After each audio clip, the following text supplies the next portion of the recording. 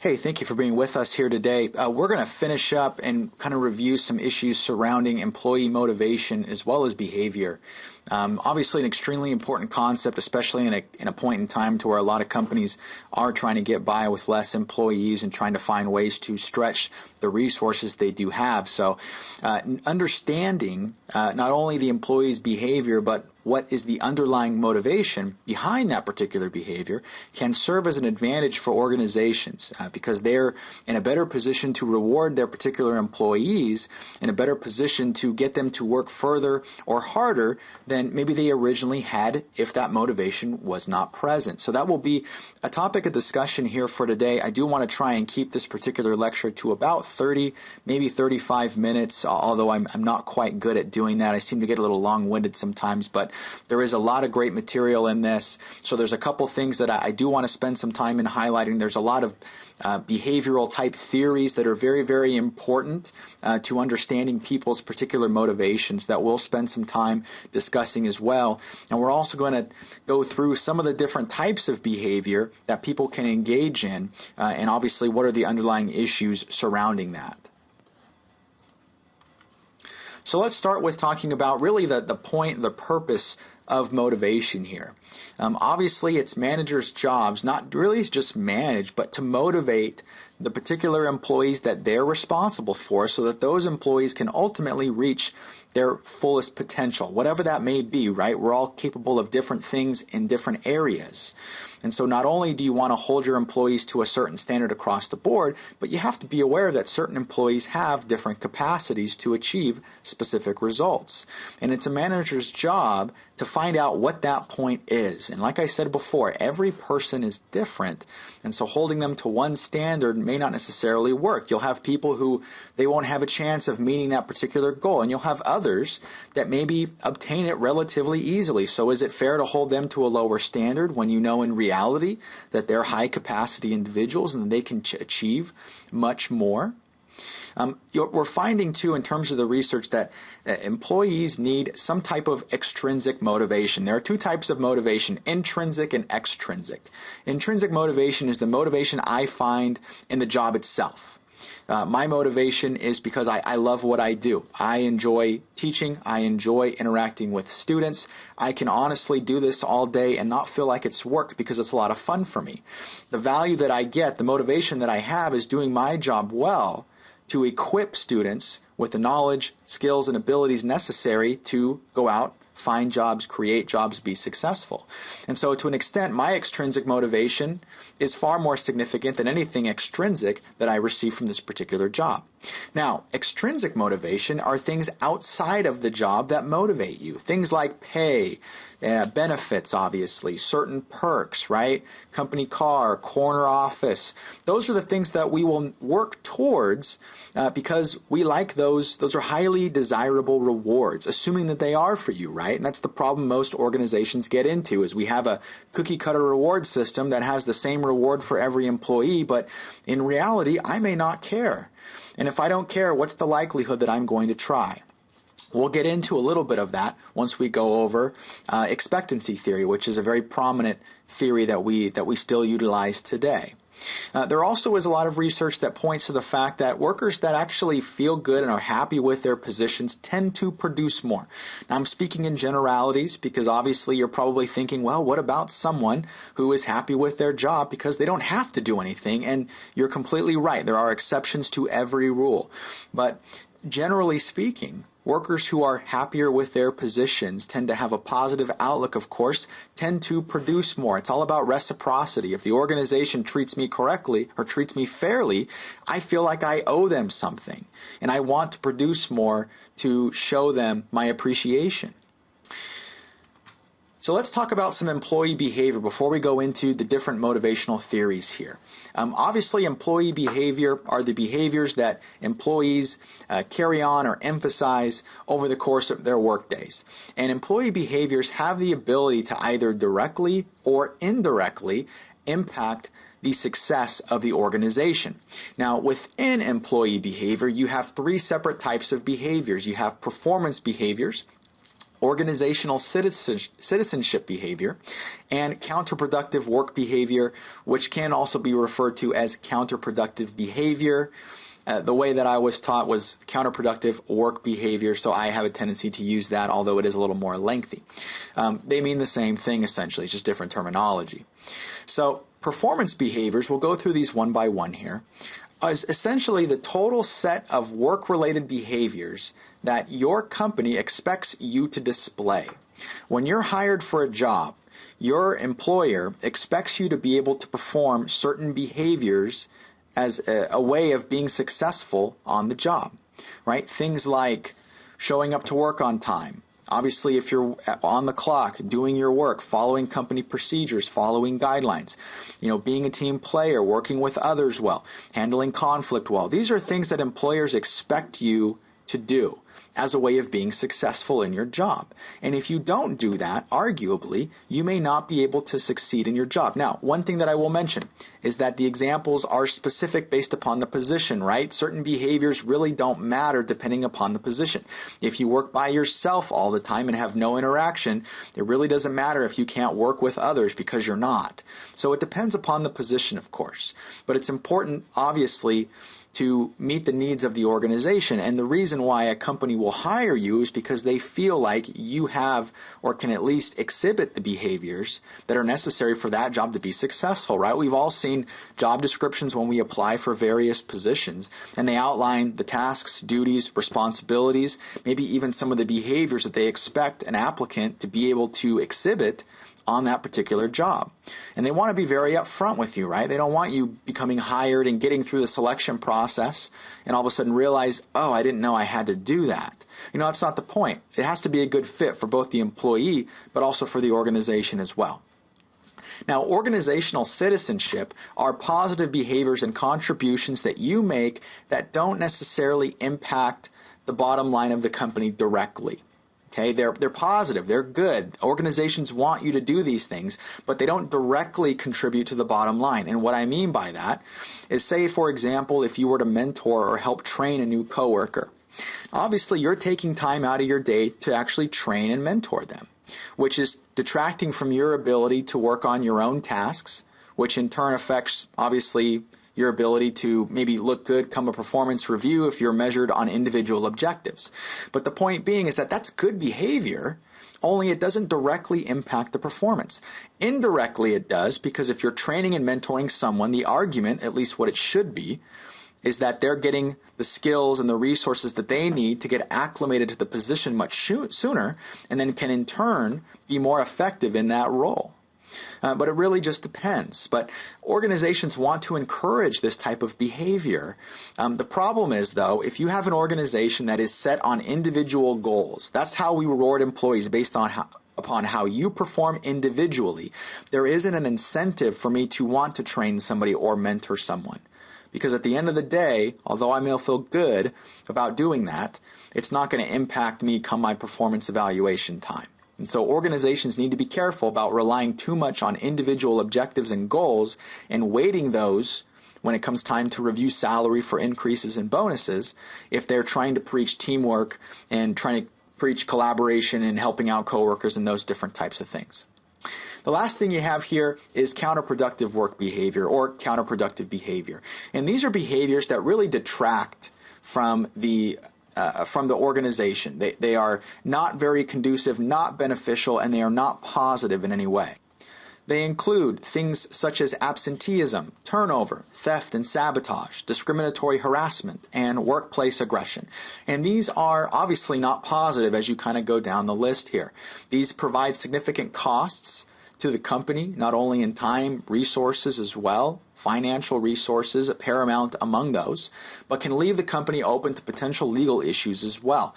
And what you need to understand is if somebody's engaging in a behavior, there's an underlying motivation behind that behavior. There's a reason why people do the things that they do. That's why behavior is the most important thing to evaluate. When people take a look at performance or past behavior is the best predictor of future behavior. Because although I can say something and say I'm going to act in a certain way, behavior is much more important. We put more weight on the behavior because it's not so much as what you say, it's so much as what you do. And all of these individually are extremely problematic, right? I mean, absenteeism is a significant cost to companies, hundreds of billions of dollars a year in lost productivity as a result of people being absent from work. Now, a lot of times that's probably not even legitimate, right? People aren't even sick. They just want an extended weekend, or maybe they can't go to work for whatever reason, want to go play golf or anything like that. So that can be a significant contributor to a lack of success in the company. Turnover obviously is very counterproductive. Now, one thing I will mention is not all turnover is bad. You have obviously voluntary versus involuntary turnover. Voluntary being that you put in your 2 weeks, you decide to leave, you move on. Involuntary being that you are removed from the position, you're let go, fired, those types of things against your will, of course. And turnover in itself is very expensive. You know, it costs money to recruit, to select, to train, and all those different things, all without the guarantee that that's going to be a high-performing employee.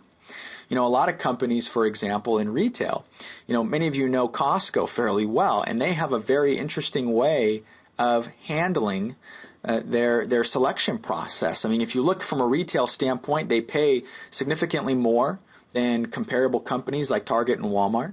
They offer significant more in terms of benefits and all those different things for the purpose of minimizing turnover. So they don't have to keep spending money to replace employees and then train them, all those different types of things. They have significantly longer retention rates, which helps them be more successful. That helps them perform in that particular industry where turnover is historically high.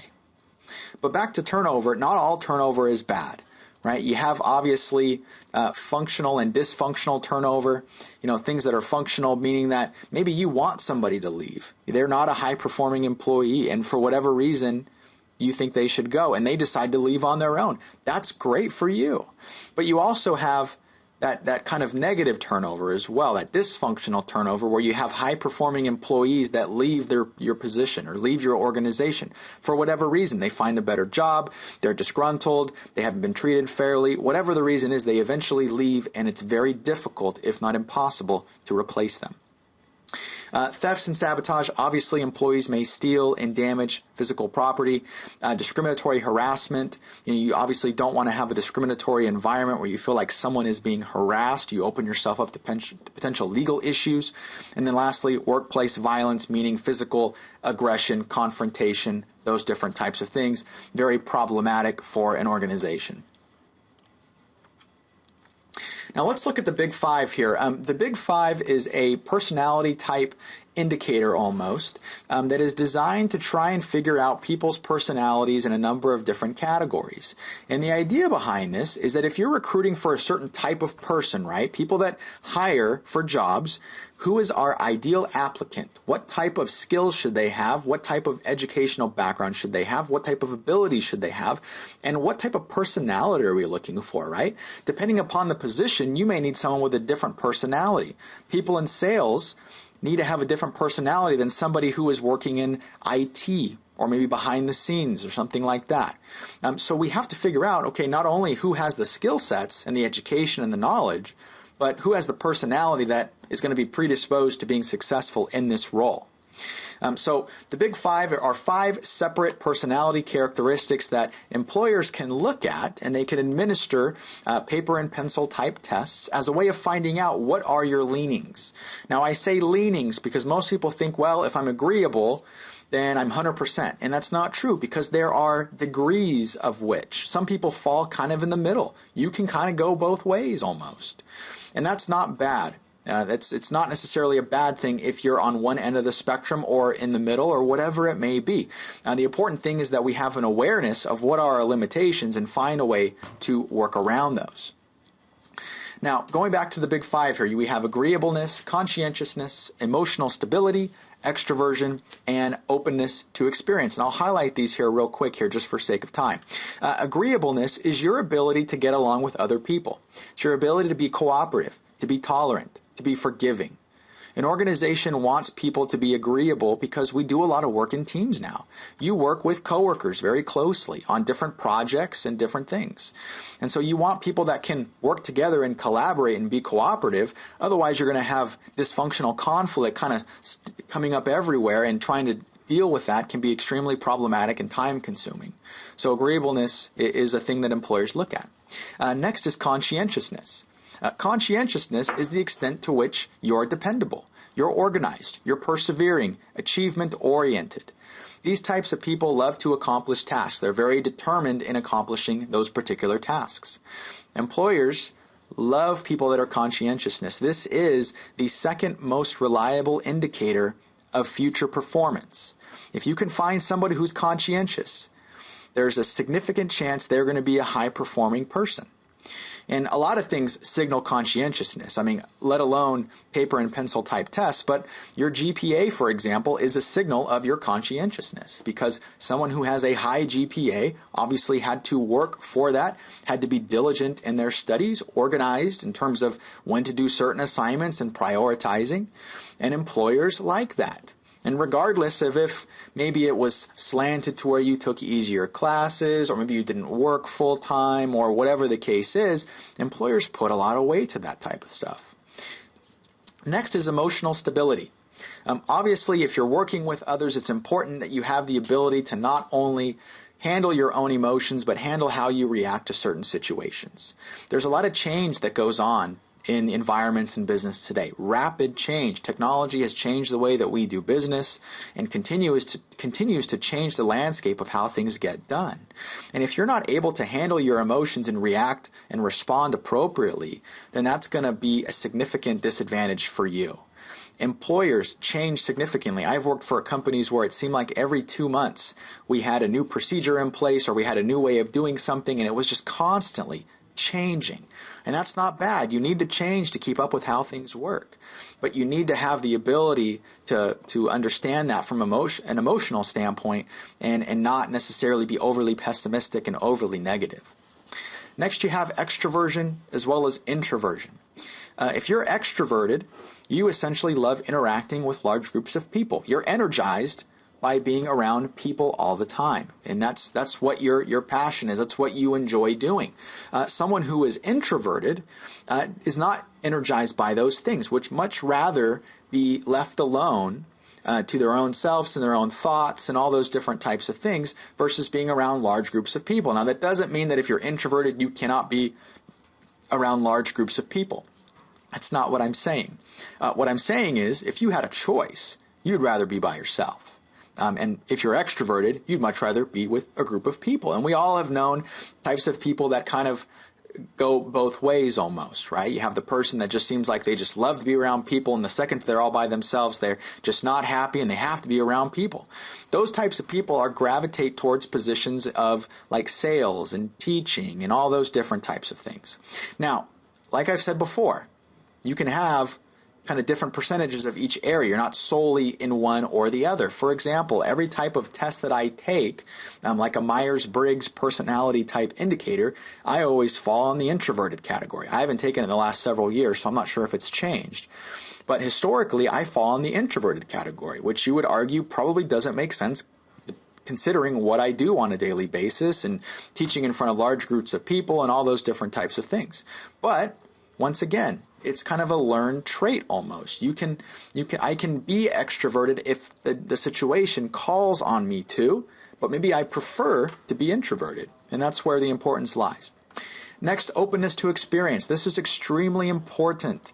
Openness to experience reflects how rigid your beliefs are. Obviously, if you are very closed-minded, aren't willing to consider new things, you would not have a great deal of openness to experience. And this is very important. Employers want this because if you're open to new experiences, you're open to working with new people from diverse backgrounds. And we all know just how diverse employers are these days. You know, the United States is a melting pot of different cultures and value systems and everything. And so if you have one way of doing something and are closed-minded and closed off to anything else, then that's going to affect your ability to be a good team player, to cooperate with others, and that can be an issue for organizations. So let's talk about Maslow's hierarchy of needs. We're going to go through a couple of different theories with regards to motivation. Paramount among those was the work done by Abraham Maslow, and he developed what we now refer to as Maslow's hierarchy of needs. And what he tried to assess is, depending upon the situation that we're in, did that kind of predispose us to wanting to engage in certain behaviors? Were we motivated by more the things that were in front of our faces at this point in time? Did we really have the ability to choose what to engage in, or was it fueled by some higher purpose almost? So what he developed was a kind of a pyramid type structure of 5 separate needs, starting with physiological and ending with self-actualization at the top of the pyramid. And what he argued is that we fulfill these needs, or seek to fulfill these needs, in an orderly fashion. And we progress up this pyramid to fulfill those needs. And in the event that maybe we're trying to seek a higher level need like esteem, and then the physiological opens up and we no longer have that present, we will revert back to that particular need. So let me go over these here real quick, and I'll explain, give you an example on how this could work. And it is very, very important. This theory is still utilized heavily today, obviously still taught, but it's still given a lot of weight in the behavioral and psychology community. So let's look at physiological. Physiological is our need for basic survival. We have a need for food, for water, for shelter, clothing. These are things that we need for oxygen. You need these really to survive. And if it isn't present, this type of need will take all priority for you, right? If you do not have food and you went a significant amount of time without food, you would really seek to obtain that, right? Nothing else would matter, because you have a need for food. Same thing with water and shelter or oxygen. Wouldn't you agree that if you had a need for oxygen and that was not being met, that would probably be pretty important to you? At least I would think. And so physiological needs are essential. They're paramount to our survival. Moving up the pyramid, you have safety needs, right? Safety is our need to feel secure, not only from a physical standpoint, but also from a financial standpoint. A need to feel secure in our jobs. If you get word that maybe your position may be downsized, or there's a company that's coming in to purchase yours, and they may be eliminating positions, you now have a safety need, right? Because you're not sure if you're going to have a job in the next, few weeks or months, depending upon how that works out. So now the behaviors that you engage in will be done in order to meet that safety need. You'll go out and you'll start looking at other positions. You'll network with colleagues or different people that you've worked with in the past and try to find open positions as a means to fulfill your need for safety. And then once that's done, then you'll progress up the pyramid. Next, we have a need for being social. A need for belonging is what it's referred to. And we all have needs to feel connected to others, to be accepted by people, and to feel like we matter to someone. These obviously are very, very important. You see in organizations where you work that we socialize with certain people that are kind of similar to us because we want that sense of attachment. We want that sense of belonging. A lot of people join different clubs and activities and all those things as a need to feel connected with other people. So that is very important. Assuming that isn't met, you would move on to your need for esteem, which is your need for self-respect, to think good thoughts about yourself, your need for recognition, for status. And this can be achieved through receiving promotions, right? Kind of stroking our ego. We feel really good about ourselves. We feel like we've accomplished something. Maybe a nice corner office, especially if those are highly coveted type offices, right? Everyone else is in a cubicle or in a standard office, and you get a corner office. That recognition, that status is very, very important. And so we'll take steps to achieve that almost, or to achieve that if that is not being met, assuming, according to Maslow, that those other needs are being met. Lastly, you have a self-actualization need, and this is the need to meet your fullest potential. Whatever that is, right? We all have different capacities. We all have different kind of full potentials, whatever that may be. And this is our desire for challenging work, for creative jobs, and for work that really matters, right? Not working just for a paycheck. And at some point in time, you're going to be working and working and working, and at the end of the day, the paycheck starts to matter less and less and less. At least it did for me, and it does for a majority of the people that I talk to.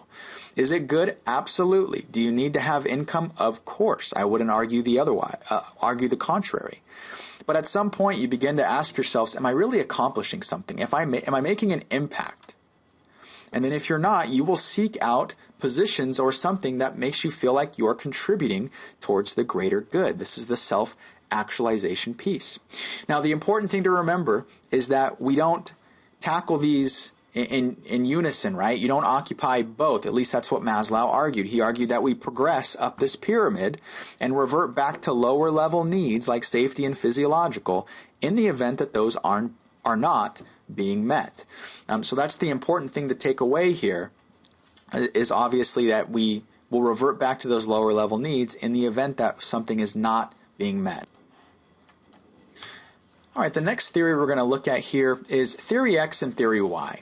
And this was obviously done in an attempt to determine, kind of what were the employer's perspectives, or at least their thought process when looking at workers. And what they found was employers have two theories of workers almost. There's a theory X and a theory Y. And if an employer believes in theory X, they feel like workers can't be trusted. They feel like that they will do anything possible to avoid having to work. They don't like to be motivated. They have to be threatened to accomplish things, and they'd prefer to actually be told what to do. They won't do it on their own. They need to be told what to do, and they'll avoid responsibility at all costs. And obviously, if you, as an employer, believe in this theory, then that's going to affect your behavior towards your employees. You will not give them authority and the autonomy to make decisions because you think they're not going to do anything. So you're overly critical, you're very involved, very much a micromanager, and you constantly feel like you being present has a difference or has an impact. You have to be present, otherwise things won't get done. And so if employers have this mentality and believe in this theory, they're going to behave a certain way towards their workers. Now, if you believe in theory Y, these are some of the assumptions that you'll make about your workers. You'll feel like they are not inherently lazy, that they actually want to accomplish things. They can be motivated into contributing towards the organization. They want responsibility and will accept it and will even seek it out in some levels. And they're generally intelligent, right? They're capable. They feel like maybe they're underutilized and want to do more. And if you believe in this theory as an employer and as a company, then once again, that's going to affect your behavior towards your employees. You're going to give them authority. You're going to give them responsibility. You're going to trust them to make decisions. Now, obviously, you have to evaluate whether or not those decisions were successful and have a conversation as to what can be done next time. But you're giving them the ability to go ahead and make decisions early on, which is extremely important. It has to absolutely be done. Now, what McGregor argued, who, by the way, Douglas McGregor was the person the behavioral scientist that developed this theory.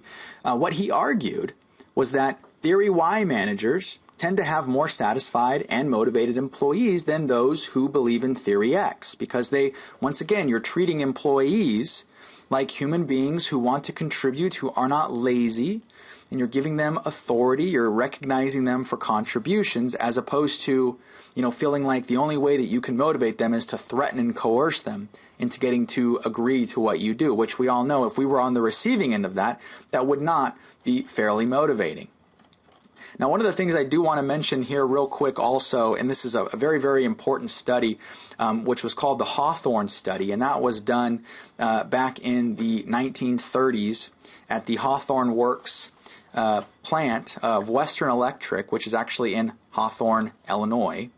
And the important thing, or not in Hawthorne, Illinois, I'm sorry, just outside of Chicago area, probably about maybe a couple hours from Chicago. And it was a group of psychologists over at Harvard.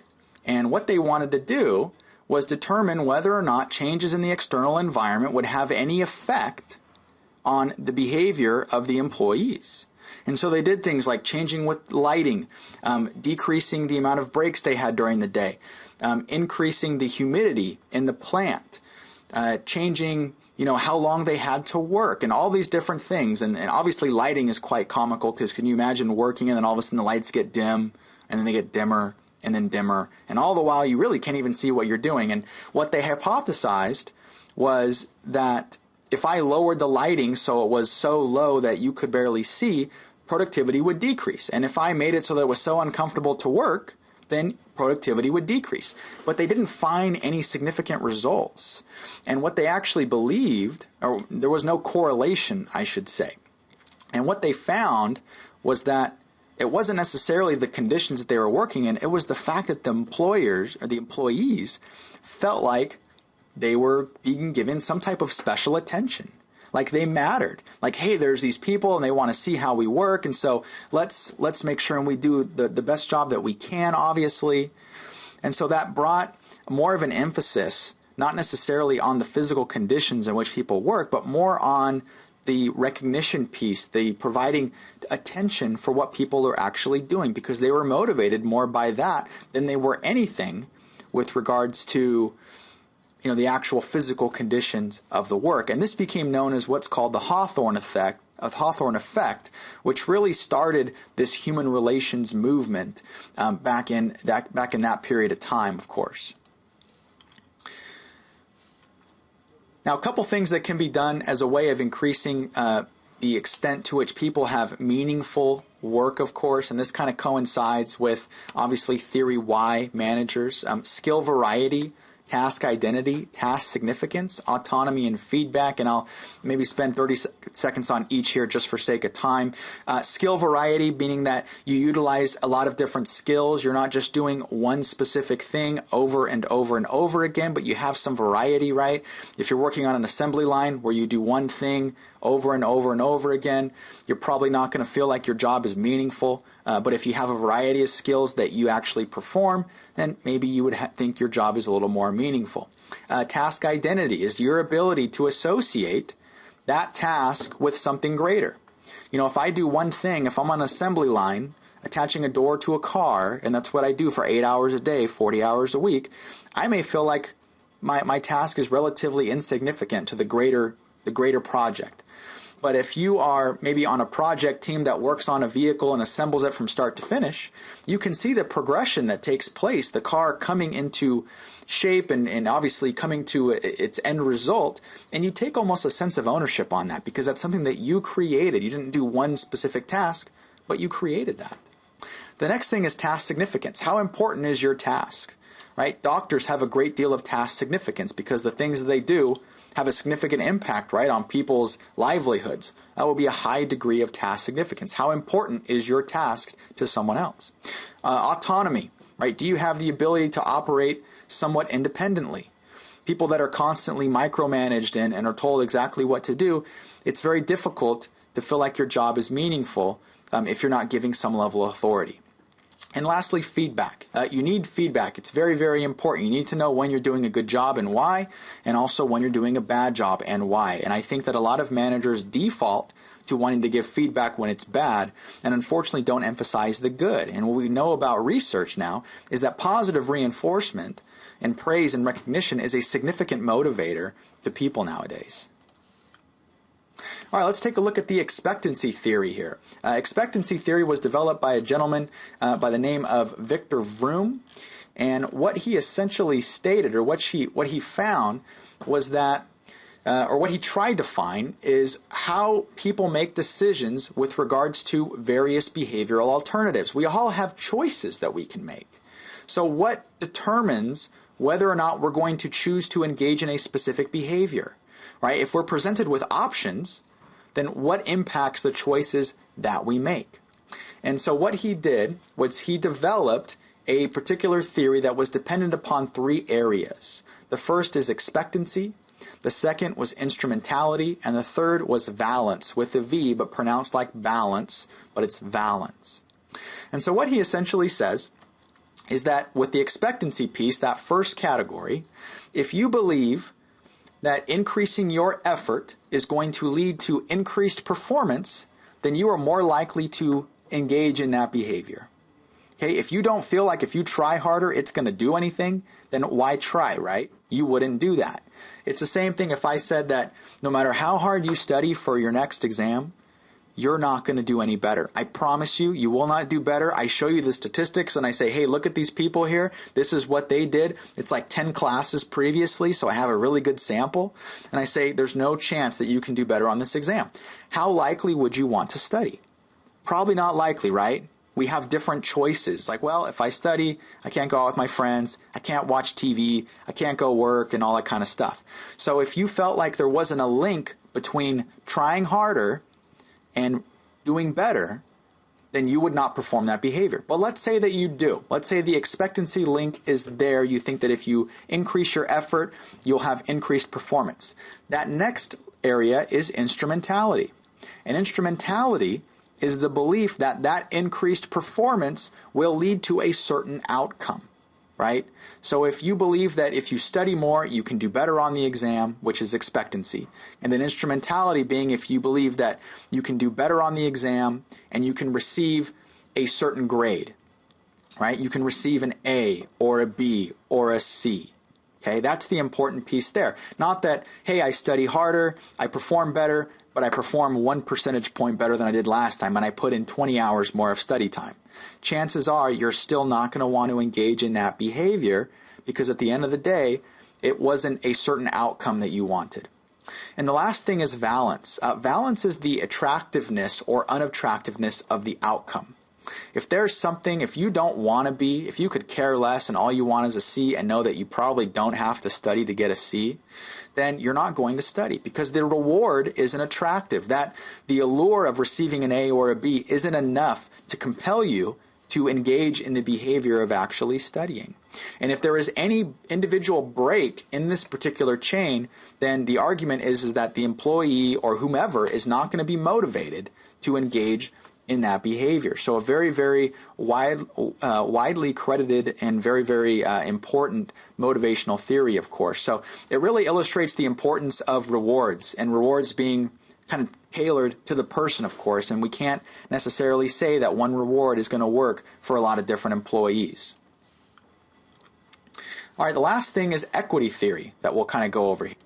Equity theory is essentially the way that we evaluate fairness. How do we evaluate if when we go to work, what we're receiving is fair based upon what we're doing? You know, we need some way of determining if our perception of fairness is accurate almost. And so what we do is we're going to evaluate what I put into the organization or my output, so to speak, versus what I receive from the organization. So things that I give to the organization are my time, my energy, my educational background, you know, all those different things. Those are the things that I put into the company. And in exchange, I think I should get fair pay, benefits, you know, whatever the case is.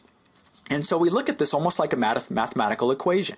It has to be in balance, right? If we feel like we're putting more into the company than we're getting in return, then we're going to feel like it's not fair. We're going to feel like it's not equitable. And so what we'll do over time is we may actually reduce our outputs. I may say, okay, well, I don't think I'm paid fairly. Or I think I put forth too much work. I work too long hours. I don't receive enough in return. So maybe I slack off at work a little bit, right? Come in late. Maybe I steal company property. All meant to restore equity or balance to that particular relationship. Because I can either do one of two things. Either I can increase the inputs that I receive or the outputs that I receive from the company, or I can decrease my inputs that I put into the company. I can do either two things. So either reducing those or maybe increasing what I receive. I can ask for a raise or ask for some time off. And maybe if I get those things, then I think, okay, now I think it's fair. Okay. Now the important thing here is that it's not only based upon, you know, our perception of what we're getting versus what we're putting into the company, but we also evaluate it based upon how others are rewarded and what they do. So we evaluate what we receive or what we're doing, not just based upon our own individual situation, but we start comparing ourselves to other people, right? And we all do this, right? We all think, well, how much are they getting paid? They're not really doing a whole lot. I see them leaving at 3 o'clock every day. That's kind of odd. I'm always here till 5. I'm pretty sure I make probably about the same as me, or the same as him. That's probably not fair. And so we evaluate what we're receiving and our individual standpoint of fairness based upon what others are doing as well. And this is the reason why a lot of companies don't release pay information, right? They don't want you to start to evaluate yourself based upon what someone else is receiving, right? You may think, well, why are they paid so much? I got hired earlier than they did. I have more experience. I have more authority. I do a lot more than them, but they're making more than me. That's not fair. And all of a sudden, your mathematical formula for how you calculate fairness, your inputs to outputs begins to change. You don't view the relationship as being equitable, and then you start taking steps as a way to restore equity to that particular situation there. Now, if it was based on completely objective measures, if the company could prove, hey, you know what, they make more than you because they have this much more experience, they have this educational background, that's why. If we're transparent, as long as we're being, obviously objective, then my argument is we shouldn't have an issue. But the problem is that some companies aren't necessarily objective with their pay practices. And obviously, if they release what everybody makes, then there can be a great deal of, being disgruntled in the organization. The other issue is that people aren't necessarily objective in their own evaluations, right? We tend to think that we do a lot more than we really do sometimes, and then downplay things that others do. So a lot of it is perception as well. You may think that there's an issue that you're underpaid, but in reality, maybe you're paid just fine. And so those are some of the issues that get. All right, the last thing that I'll end with here is just talking about motivating without money. A lot of times we think that in order to motivate somebody, there has to be a financial incentive there, but that's not necessarily important. Obviously, money to an extent needs to be present for us to live and to purchase things and to provide for our families. But at a separate level, it's not the only thing. And a lot of research supports that money is not the most important thing. It ranks typically third or fourth. And there are a lot of things that companies can do to motivate their staff that are free. They just take time, right? Recognition and praise for a job well done is consistently the highest, the most significant motivating factor for people. And that is something that's underutilized because once again, it takes time. A lot of managers manage by putting out fires. If there's an issue, then they'll get involved, but they're not going to get involved if nothing is wrong, so to speak. So, highlighting the importance of non-financial incentives is extremely important. Extremely important. There's some research, too, that was done by a gentleman by the name of Alfie Kohn that also found that people that are, or employers that motivate solely based on extrinsic factors, right, like money and different things, that they're coercing them into get things done by some type of financial reward or something that's not intrinsic, that the employee almost begins to rely on that. And the second that that's gone, right, if I'm working solely for this reward, the second that that is eliminated, then what am I working for now? I reduced my intrinsic motivation because maybe before I was working for me, but now I started getting all these crazy rewards and now I'm working for them, but now they're gone. And so does that affect my ability to continue to operate if those rewards should someday be absent at some point in time? So once again, motivation is extremely important, but not all of it needs to be financial. There can be some financial, but I feel like a lot of companies tend to maybe overly weight that, of course. And you can get more creative, especially in times where, we're in a little bit of economic uncertainty, although the economy is improving. There's different ways that you can motivate people outside of spending money, of course. For example, stock options are great. You're not typically spending money with stock options. You're giving people the ability to purchase that particular stock. That's not costing you anything, at least in the short term. Obviously making the rewards personal is very important. What I value isn't what someone else values. And so is it important to the person? They may not care about money or a parking space or a corner office. Maybe it's time off to be with families. And so having a discussion with employees and asking them, what would you like, right? What would motivate you as an individual is a much more successful approach than having one cookie cutter type reward system in place.